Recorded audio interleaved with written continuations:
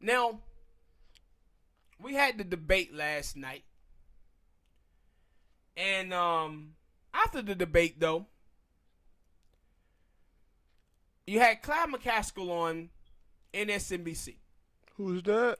She, former senator of Missouri. She was one of the people who had endorsed Barack Obama in 2008. A little blonde-haired chick.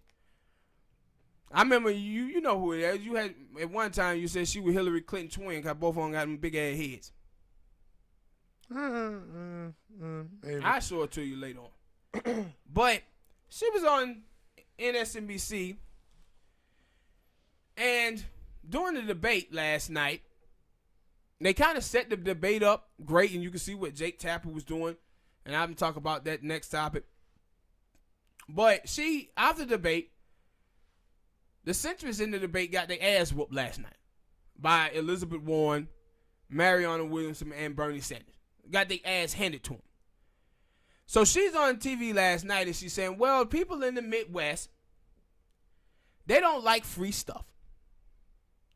Now, when I tell you guys a couple of videos back that Nancy Pelosi is a white moderate, this is what Clyde McCaskill is a white moderate.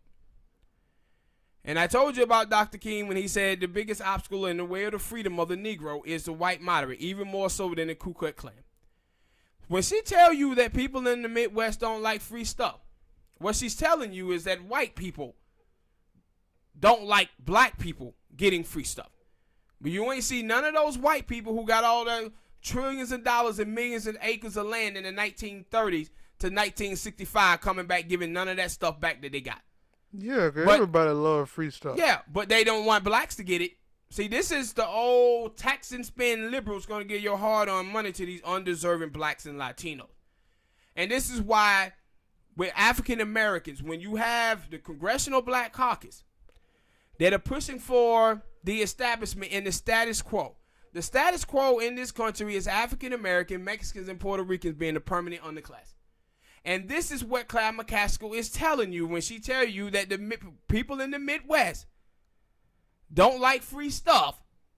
She's telling you, no, white people don't want stuff going to black people and Mexican people. This is the same thing that she said in an interview last year when she did an interview with, I think it was, could have been NSNBC with somebody, but the Young Turks, they had played it. And on this thing, they asked her, do you think that the Democrats can win in 2020? And she said, yeah, if they don't elect somebody like Bernie Sanders or Alexander Cortez. Because you know what's going to happen. People are going to say, oh, they take it from us again to give to them. No, she's talking about white people. And this is why black people, if you're going to vote, you should not be touching people like Joe Biden, Kamala Harris, or these other white moderates or centrists, people like Tom Delaney that was in their debate. Because this is who these people represent. They telling you. They out there asking for y'all vote by telling you how racist the Republicans are. But they telling you they respond and they work for the racist white people who don't want black people to get anything. That's what Clyde McCaskill is telling you guys. Exactly what they telling you. And old Pete Buttigieg, whatever his name is, he said something fantastic last night in the debate. And he said, you know what? It doesn't matter whether you run a centrist or a leftist. The Republican gonna call us socialists anyway. Yes. Obama was out there with his centrist behind in 2008. They called him a socialist anyway. Now, Obama did have some policy that was socialist-like, would want to raise taxes on rich people that made over $250,000. And in the beginning, Obama used to talk about universal health care, and then he stopped. But black people better start understanding in this country what it means to be a white moderate.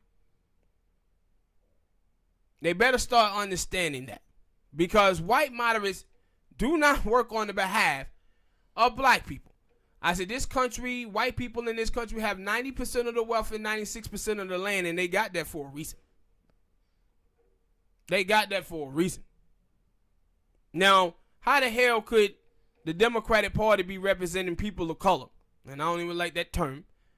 But how could they be representing people of color and those are the NEMs? Well, people of color in this country got 10% of the wealth and 4% of the land. It sounds like both political parties are working for one group. And they ain't even working for all white people neither. If you look at the numbers with white people, it's more poor white people in America than it is black people. But the right wing get trick white people to vote against their own interests.